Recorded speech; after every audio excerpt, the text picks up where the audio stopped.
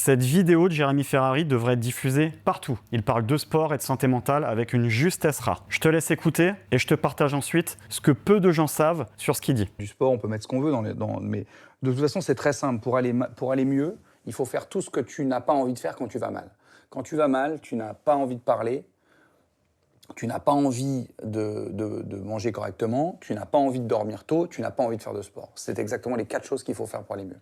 Alors en fait, c'est exactement ça le paradoxe de la dépression. Ton cerveau te pousse à l'inaction, à l'isolement et au confort immédiat. Parce qu'en fait, il est en mode économie d'énergie ou de survie. Mais ce que tu ressens, c'est comme une protection. C'est souvent ce qui t'enfonce. Et c'est justement en allant à contre-courant que tu rouvres des portes. Bouger, t'exposer à la lumière, parler à quelqu'un, manger quelque chose de nourrissant. En fait, ce sont des petits actes, mais pour ton système nerveux, c'est une vraie relance. Manger bien, dormir tôt et aller faire du sport. Quand on est très très mal, tout ça nous semble totalement inenvisageable et c'est exactement ce qu'il faut faire. Ouais. Et c'est exactement ce qu'il faut faire. Il faut se lever et aller courir. Il n'y a personne qui revient plus déprimé d'un jogging qu'il n'en est parti. Ça n'existe pas.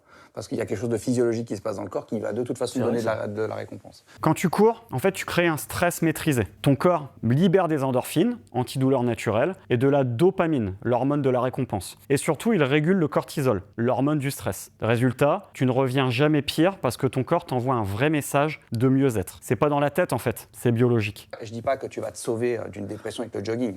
Évidemment, je suis pas stupide. Je dis juste que il faut mettre des éléments de discipline en marche dans sa vie et s'y tenir. La discipline, en fait, c'est pas une prison. C'est une bouée quand tu as l'impression de couler. C'est ce que te donne une structure, un cadre, une direction, quand tout le reste vacille. Et t'as pas besoin d'être à 100%. L'important, c'est toujours la régularité à la performance. Tu te fixes un rendez-vous avec toi-même, un entraînement, une marche, un repas sain. Et tu t'y tiens. Même fatigué, même pas motivé. Parce que c'est comme ça que tu reconstruis quelque chose de solide. En fait, ce qui ressort de tout ça, en réalité, c'est simple. Quand on traverse une période difficile, on croit qu'il faut attendre d'aller mieux pour agir. Mais en réalité, c'est l'action et les personnes qui nous entourent qui font renaître l'équilibre. Pas besoin de tout révolutionner du jour au lendemain. Juste un pas, un rituel, une première décision par jour qui va dans la bonne direction. Une séance de sport, un repas qui te fait du bien, une marche, une douche froide. C'est comme ça qu'on reprend doucement le contrôle avec des gestes simples mais alignés. Si tu as aimé ce genre de contenu, je te laisse liker, t'abonner. On continuera d'en faire d'autres, toujours avec du fond et surtout de quoi te faire avancer. Bisous!